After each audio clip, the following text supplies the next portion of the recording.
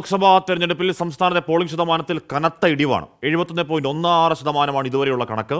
ഏറ്റവും കൂടുതൽ പോളിംഗ് വടകരയിലും കുറവ് പത്തനംതിട്ട മണ്ഡലത്തിലുമാണ്. ഇപ്പോൾ ഹൗസ് വോട്ടുകളെ പറ്റി പറയുന്നത് അത് 1,00,000 വോട്ടുകൾ വരും. അതൊക്കെ ചേർത്താൽ പോലും ഈ ശതമാനത്തിൽ ഏതാണ്ട് കാര്യമായ വർധനവുണ്ടാവാൻ ചാൻസ് ഇല്ല. 2019 തെരഞ്ഞെടുപ്പിനേക്കാൾ 5% കുറവ് വോട്ടുകളാണ് ഇത്തവണ സംസ്ഥാനത്ത് രേഖപ്പെടുത്തിയത്. പോസ്റ്റൽ വീട്ടിലെ വോട്ടും കൂട്ടുമ്പോൾ പരമാവധി 73% വരെ എത്തും. 2019 77.84% പോളിംഗ്. 40 ദിവസം നീണ്ട വാശിയേറിയ പ്രചാരണം. ദേശീയ നേതാക്കളും മന്ത്രിമാരും അടക്കം മത്സരിച്ച തെരഞ്ഞെടുപ്പ്. റെക്കോർഡ് ഭൂരിപക്ഷം മറികടക്കുമെന്ന മുന്നണികൾ പ്രതീക്ഷിച്ചെടുത്താണ് പോളിംഗിൽ ഇടിവുണ്ടായത്. കടുത്ത പോരാട്ടം നടന്ന വടകരയിലാണ് കൂടുതൽ പോളിംഗ്, 78%. 2019 ഇത് 82%.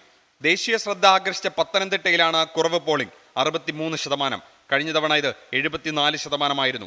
അതേസമയം പോളിംഗ് സാമഗ്രികളിലെ തകരാറും പോളിംഗിലെ വേഗതയും പോളിംഗ് ശതമാനത്തെ ബാധിച്ചുവെന്ന് മുന്നണികൾ വിമർശിക്കുന്നു. 95% ബൂത്തിൽ വൈകുന്നേരം 6 മണി 6:30 പോളിംഗ് കഴിഞ്ഞു. ബാക്കി booths by 8-9 it was over. Just these വടക്കരൻ്റെ 8 ബൂത്തുകൾ മാത്രമേ ആയിരുന്നു കുറച്ച് ഇഷ്യൂസ്. 3 മണിക്ക് ശേഷം ഈ ബൂത്തുകളിൽ ഒത്തിരി ആൾക്കാർ ഒരു വലിയ ഒരു നമ്പർ വോട്ടേഴ്സ് വന്നു. അതുകൊണ്ടാണ് കുറച്ച് സമയം എടുത്തത്.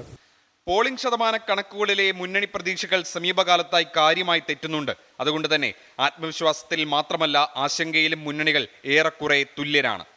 24 തിരുവനന്തപുരം.